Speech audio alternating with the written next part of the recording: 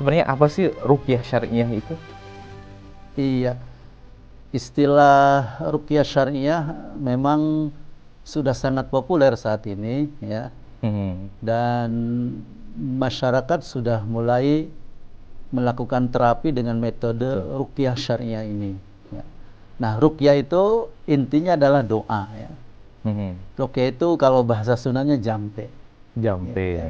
Kan bahasa Arab dari asal kata roko, yarpi, ruqyatan ya. Ruqyatan pakai qaf ya. Beberapa lisan orang suka salah ya. Apa ya, nyebutnya ruqyah, nyebutnya ru'yah gitu kan. Nah, kalau ru'yah kan ru'yah melihat, ru'yatul hilal itu baru benar gitu kan. Ya. Ini ro, qaf, ya, tamar buto. Jadi ruqyah. Nah, artinya melakukan pengobatan dengan metode Islam ini mengikuti Rasulullah SAW dengan cara membacakan ayat-ayat Al-Quran ya, terutama terkait dengan ayat tentang jin, tentang sihir, tentang azab ya, tentang neraka dan seperti itu. Dan juga ditambah doa-doa masyhur dari Rasulullah SAW. Baik, Ustaz, jika ada yang bertanya apa bedanya itu pengobatan dengan ruqyah dengan pengobatan secara medis? Ya, pengobatan medis itu dilakukan ketika penyakit yang dialami, penyakit fisik yang memang kelihatan, yang memang terasa gitu kan. Jadi kita sakit kepala ya, sakit mah gitu, maka pengobatannya dengan medis. Nah, ketika menggunakan metode ruqyah tentunya tidak diberikan obat-obatan seperti berobat ke medis gitu kan. Kan kalau datang ke rumah sakit, ke dokter, kita ditanya sakit apa, kemudian dikasih obat ini, obat itu kan itu. Nah, dalam ruqyah syariah ini ustadz yang meruqyah tidak memberikan obat seperti dokter itu. Tidak memberikan resep-resep gitu ya. Ya. Karena metodenya ruhiyah gitu kan.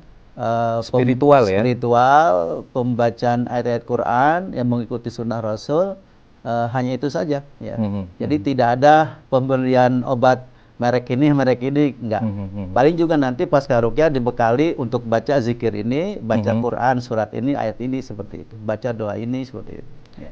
Nah, Ustaz, ada mungkin masyarakat yang bertanya sebenarnya penyakit apa saja ya yang bisa diobati dengan ruqyah syariah? Ya. Penyakit yang diobati dengan ruqyah syariah ya, secara umum adalah penyakit gangguan jin dan sihir.